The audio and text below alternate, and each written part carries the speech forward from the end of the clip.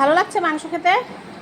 দেখ আমাদের এরকম সেবা পাইনি, জ্বর হয়েছে বলে যখন যেটা ইচ্ছা হচ্ছে মাংস খেতে ইচ্ছা করছে মাংস, ম্যাগির স্যুপ খেতে ইচ্ছা হচ্ছে ম্যাগির স্যুপ, তারপরে কি চাউমিন খেতে ইচ্ছা করছে চাউমিন। বাবা আমাদের জ্বর হয়েছে, প্যারাসিটামল খাও ছোটোবেলায়, তাড়াতাড়ি করে স্কুল যেতে হবে, সুস্থ হয়ে যাও। নিজেদেরই সুস্থ হয়ে গেছে।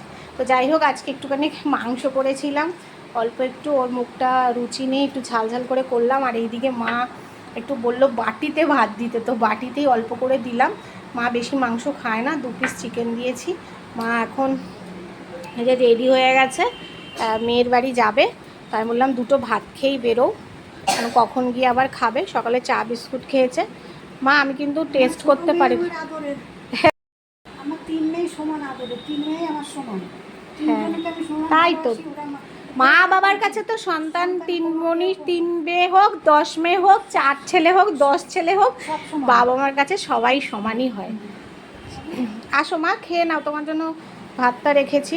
খুব খারাপ লাগছে, আজকে অনেক দিন পর মা তার মেজো মেয়ের বাড়ি যাবে। কালকে ননির পাপা বলে একটু মাংস এনেছিল, বলেছিল ওকে স্যুপ করে দিতে, কিন্তু আমি আর স্যুপ না করে একটু কষা কষা করে দিলাম, যে মেয়েটাও কষা খাবে, ও এখন আর স্যুপ টুপ খেতে চাইছে না অত। আর মা খেয়ে বলো তো মা, ঝটপট করে করলাম, কেমন হয়েছে? ভালো লাগছে? হ্যাঁ কি ভাল লাগছে? সত্যি স্যুপ করার জন্য এনেছিল, সেটাকে আমি চিকেন কষায় পরিণত করেছি। আবার মা কবে আসবে, দিদিবাড়িতে যাচ্ছে, আজ একটু মা মাংস দিয়ে ভাত খেয়ে যাক। যদিও বা মাছ আছে, শিঙি মাছ এনেছে বাজার থেকে, তারপরে কাতলা মাছ আছে। ভালো লাগছে মা?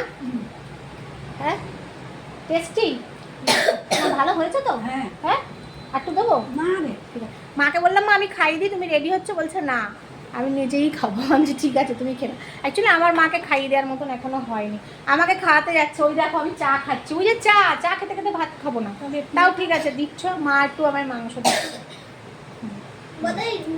আর একবার এমনি একটু দাও, ওই মুখে দিয়ে দিল, একটু মুখে দিলাম। চা খাচ্ছি তো, চা খেতে খেতে ভাত খাওয়া যায় না। ঠিক আছে খেয়ে নাও তাহলে।